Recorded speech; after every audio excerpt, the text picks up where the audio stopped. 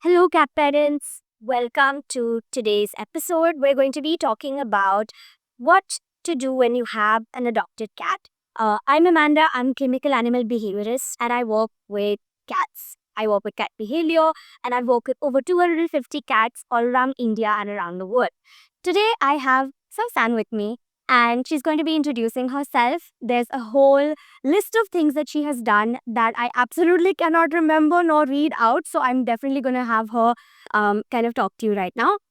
Today we're going to be talking about, so we're going to cut and do all of this. Today we're going to be talking about the adopted side of cats. So just start. Hi, I'm Sauson Bukhari. I run a page called CM of Karter Road on Instagram. We have been rescuing and rehabilitating cats from in and around Karter Road since the pandemic. We have ourselves adopted 8 cats, six of whom were adopted as kittens, two of whom were adopted as adult cats. We've had more than 240 adoptions so far, successful adoptions. We have had, I can't keep count of how many sterilizations, medical issues we've done. Also, we are in the throes of starting our own foundation called Rahma.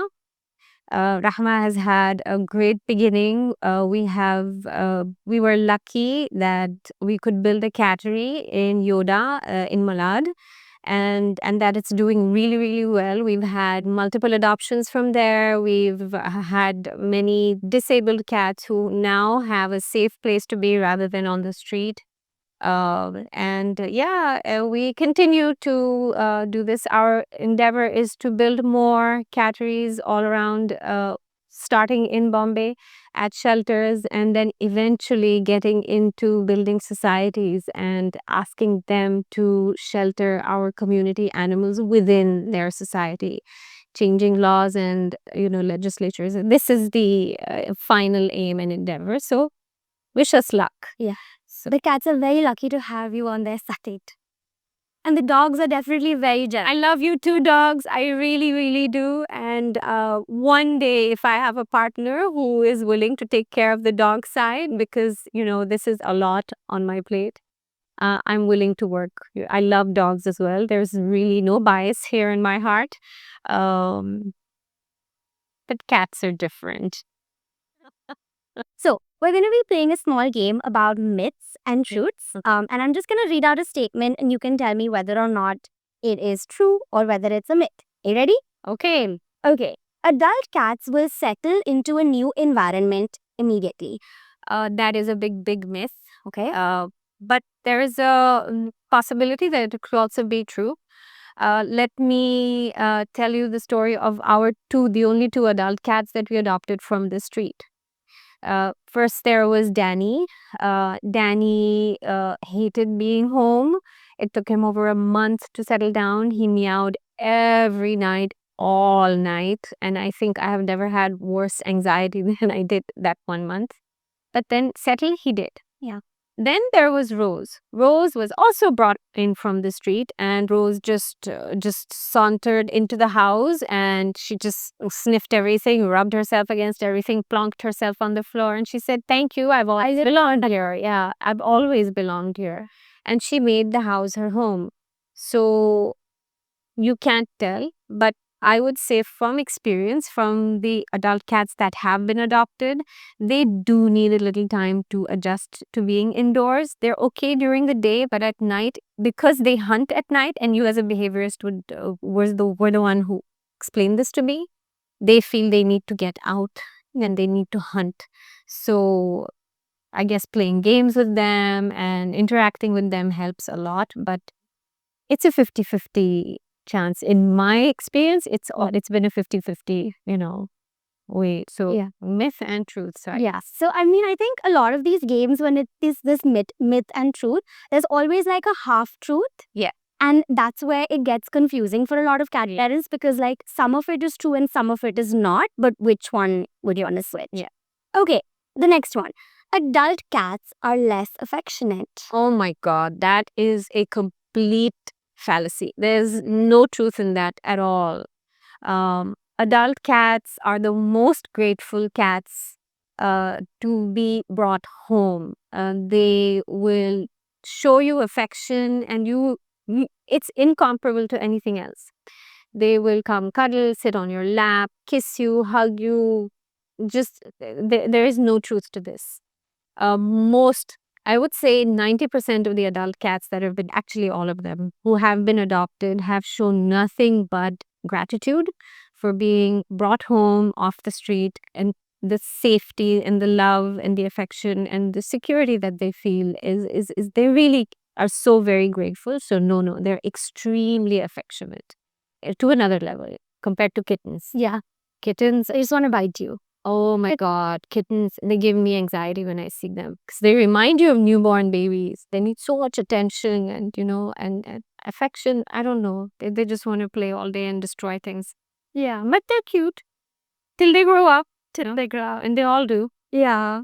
So yeah, no, they're lovely, and no, that's false. Right. For sure. So I'm sure that also kind of deters people on some level, like adopting an adult cat versus adopting a kitten. Yes. So you're saying that that is absolutely not true, and that they're grateful and just happy to be there. And I wouldn't say that, oh, if you don't have time, adopt an adult cat. No, that's not the reason. First of all, I want to clear this with everyone out there who's thinking of adopting. Please don't adopt because you want to adopt. Your premise should be, I need to help this animal, period. I want to help. And if you go in with that premise, your intention is what matters the most. Yeah. You're going in to save a life. Yeah, it's selfless. It's selfless.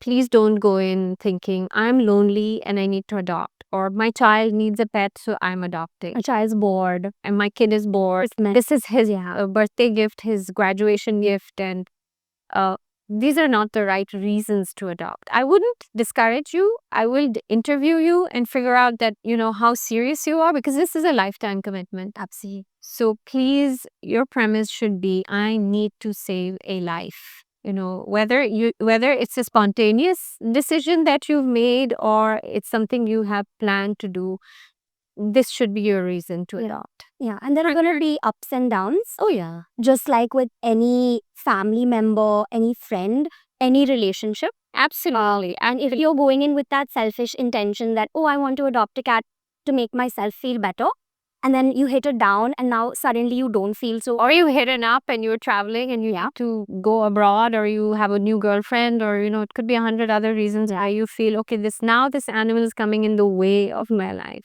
Yeah. And that's where you will realize, oh, I went in with the wrong intention. So that's something you need to be very careful about. Yeah. And us as rescuers need to be very careful about who we're giving the animal to as well, because we have had instances where people have just callously told us, we're traveling, we have a what did she say? We have a grant that's come to us, and now we can't keep this cat because we have to pay that much more to take this animal with. Oh, really? Yeah. I mean, there are multiple excuses that people make. Yeah. And that's really hurtful, because that animal thinks you're family, and he's not good enough for you to, pay that and take him. So intention is everything when you're adopting. I hope you all heard that. We're going to zoom in and make sure that we type that out in bold. Intention is everything. Okay, and the last one is, all adopted cats come with trauma. No, not necessarily true. Okay. I mean, between 8 cats, I would say our second cat probably had some trauma, because she is still a very scared cat. She just runs away as soon as she sees guests. But at that point we didn't really know much of what to do. So she's almost 5 years old now, so she's okay. But the cats that do have behavioral issues, which might be difficult, like for me, I can only tell you from experience and a little bit of knowledge from what I've read, how to resolve an issue. Say they're not using the litter box. So I could suggest that, oh, you need at least two litter boxes. You need to change the litter, blah, blah, blah. But if the problem persists, then I always recommend that they speak to a professional behaviorist like you, because I don't want to make the mistake of guiding them wrong, which I think I might have done in the past. And I have been corrected by you. And yes, when this is not my area of expertise, I should not comment too much on it. So it is a 50-50 thing, whereas most cats, I mean, Danny must have come with trauma, and that's why he took as long as he did to adjust till he came in, but he's settled in very quickly. The other cats were brought in as kittens. Out of all the kittens, 6 kittens, I would say only Marcy must have been through something, as a kitten, but she's adjusted. So my point is, even if they have trauma, even if they're they're having a difficult time adjusting, you cannot give up on them. There are solutions. We will find a solution. And if the solution is that you have to make the adjustments, please be ready to make them. Yeah. They're rarely big adjustments, but they are necessary for the animal to feel at home. Yeah. So, be prepared. Yeah. That's it. But Yeah. Trauma, we all come with our baggage. Yes, of course. So do they. Yeah. And imagine, like, you've lived on the street, you've had to defend for your life. Yeah. You've been, water's been thrown on you, stones have been thrown on you. Any human that would have gone through something similar would have come with extra baggage.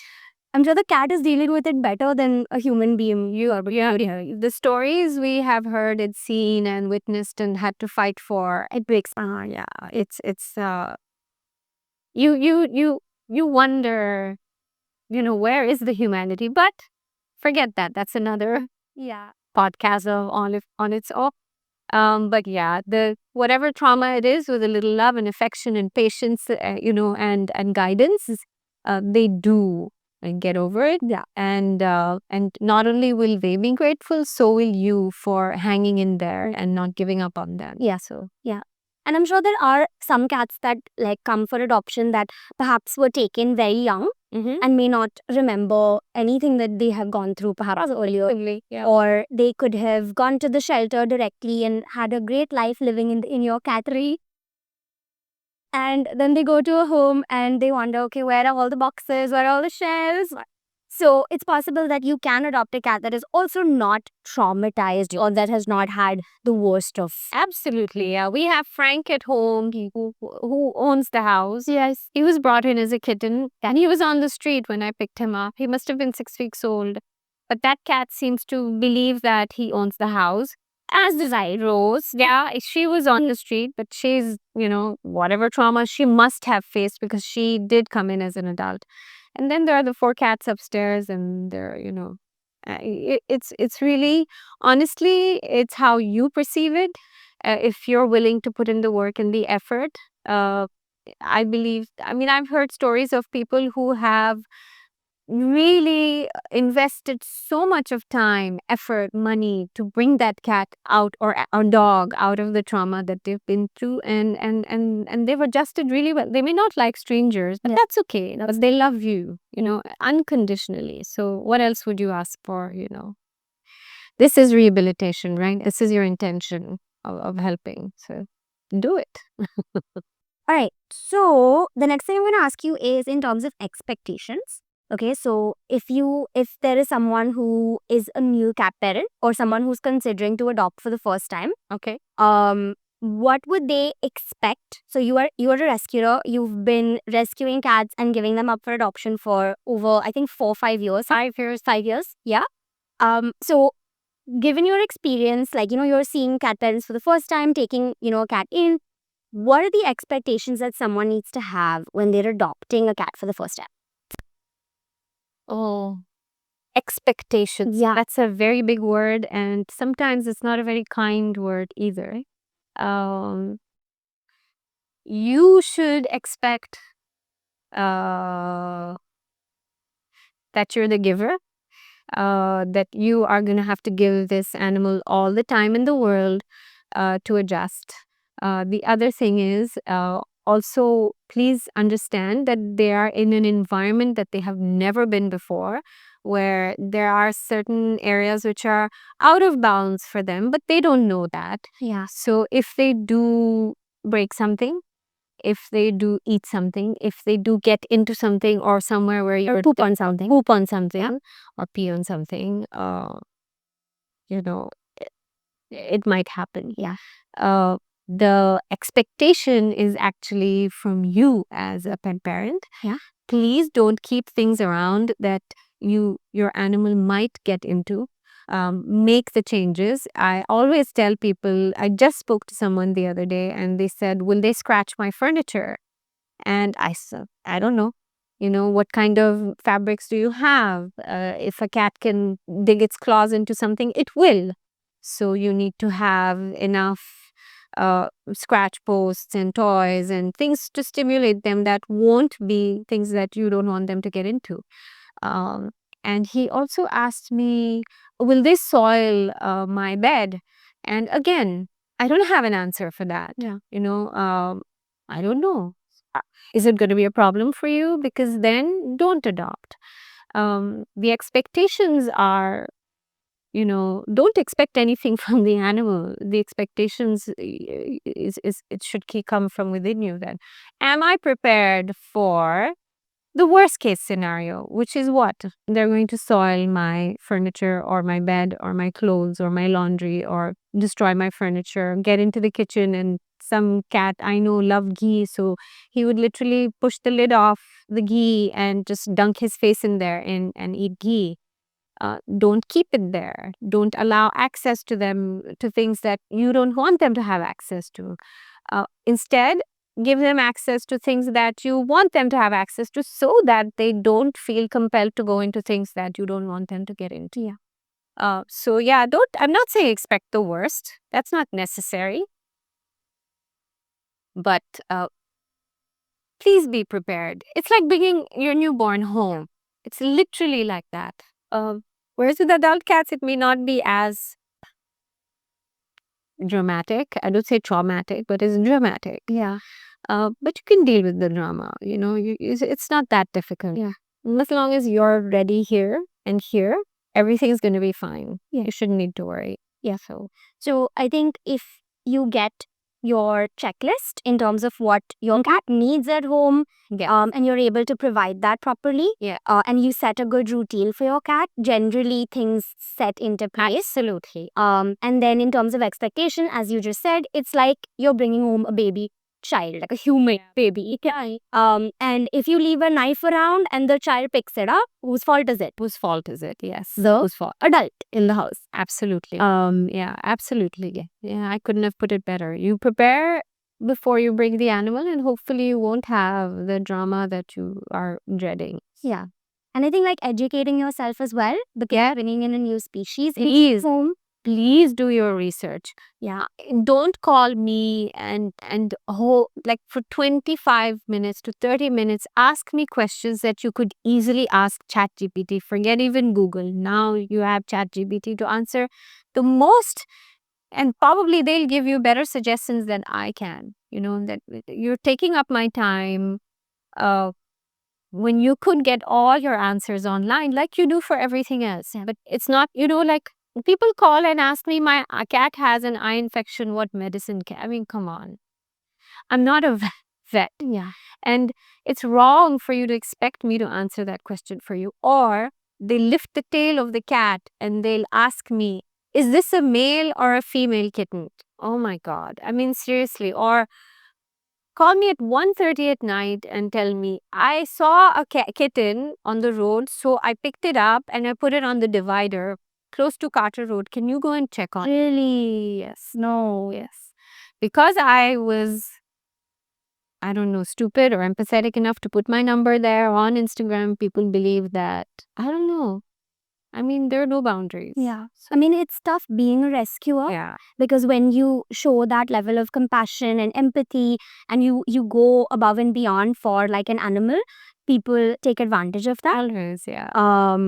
So yeah, not easy. it's okay. Ultimately, like I said, it's the intention. Yeah. If people are willing to go halfway, I'm willing to go halfway. But when it's just like, oh, I spotted this and now it's your problem, then yeah, it's just too much. Anyway, yeah, cool. There's one thing I've realized that everybody asks me, why has there been a population explosion of cats in the city? And I've realized that we have an explosion of feeders in the city. And great, you're feeding them, but you're very irresponsible if you don't go the next step, which is also getting them sterilized. Yeah. So that is a message that I want to put across with everyone. You whether you feed these cats or not, most of them will hunt and find their food. It's great that you're feeding them, particularly in areas where they may not be able to hunt. But if you are only feeding them, you are actually part of the problem. Because this is my thoughts. I don't know if there's any science behind it, but I believe that when you are feeding them, you are making them healthier to procreate. There is, nature is not taking care of the population by starvation, illness, nothing, because they're fed, they're healthy, they're fat, they're lazy, and all they're doing is making more babies and spreading disease. So, you actively have to be involved in the sterilization process as well. And we're here to guide you. So are a lot of the NGOs, and sterilization is really cheap in India. Even if it's not free, it's extremely cheap with a lot of the NGOs. So please don't be part of the problem. Please be part of the solution. We need to bring the population under control, and a handful of feeders and rescuers can't work on their own. So societies need to be involved, government needs to be involved, you know, um, corporates need to be involved, everybody needs to be involved, and that is the only way that we can bring this problem somewhat under control. So, yeah. Okay. So, how do you determine if a cat is the right fit for your home and for your lifestyle? So we have a lot of single people who want to adopt cats, and I always tell that if they're able to, you know, provide those really nutritious feeds for the one day, even if it means either having a automatic feeder, a preoptimally, or having a most people in Bombay luckily have a housekeeper comes in. So the second meal of the day will be provided by the housekeeper. And of course, the third meal will be provided by it. And then, of course, you have to have enough resources available to engage in on their own and play on their own. You should pay, you build is lovely about boxes for them on the walls, scratch your Chattervegation. yes, yeah, application of your house, which I'm happy to have. That's yeah, I really enjoyed it. Yeah. Also, enough place for them to be outdoors in the sunlight safely. While you're not there, they shouldn't feel trapped in any way. And yeah, if you feel that you have a 12-hour day, that your cat seat fed, does that much is, and you need to change things around eventually so that they will get off the, there's exactly for them. I have a person who's adopted a cat from me, and she has two cats. And every now and then she's created something new for them. And she has a long day. Yeah, but the cats are always super stimulated, happy, engaged. They're never, and she doesn't trap it for more than 5 days at a time. She knows that that is a long. You're perfect. He's a dog. But if you feel that you're not going to be able to do this, not going to be able to make changes, not going to be able to buy all bases, that he's considered not adopted, because I think it would take cruel actually to ease a cat for months that time go off and had just someone come in for an hour a day and really we feel like in the cat will folk in their head. I really suggest to these people that they become fosters. You need fosters. And you really give a huge shape task it and just get Helma's Billy cat off the street. Foster them for a few weeks, months, and then we'll find them all. Yeah. So, regardless of your lifestyle, there's always a cat that has those needs that you can basically say got. And even if you do have a lot on your plate, you're very busy otherwise, but you make the time here was important. I think that then we're like, oh, good. It's perfect. Yeah, I need to ask you. Okay. Right. So, what would you suggest in a situation where somebody comes up to you and says, "Hey, I would like to adopt, but my wife is saying, or my mom, or my dad, or my grandfather is saying, no, putting my foot down, no cats in this house." What would you say when you get someone that is 50-50, like, someone's on board, someone's not? Yeah, that's happened a lot. Okay. We try to speak to, if I need to speak to the entire family, then we get on a video call and I want to hear the reservations that the family member has.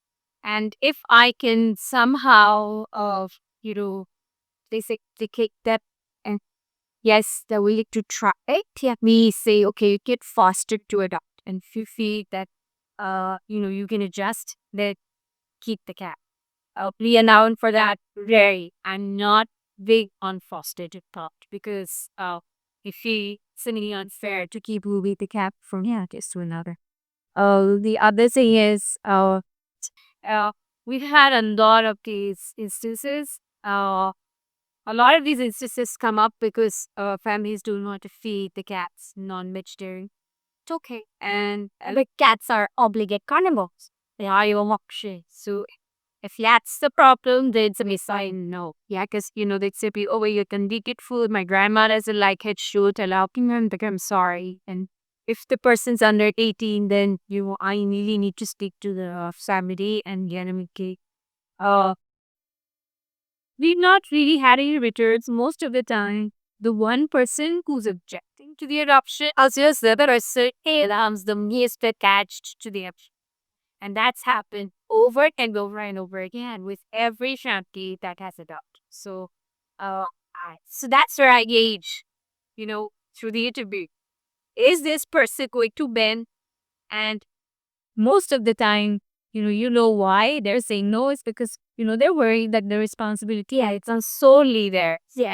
And most of the time it does to be. Uh, and if I see that they are going to medic, and I may good mostly, but if I feel that the person is yet against it, then I ask them if you're open to foster to adopt. And if even then they're saying no, then no. All right. And one final question for you before we wrap up. How can an individual out there, so if you were to put this message out there, how can somebody support cat rescue efforts? Uh, the best way you can do it is by supporting people who are doing the work financially. Uh, there's is cat food is not cheap. And sterilizations are affordable, but not at the volume that it needs to be. So when you know that somebody is doing the work, the least you can do is, if you really want to support the cause, it ask, can I please fund the sterilization of 10 cats? Can I please fund feeding for the next month?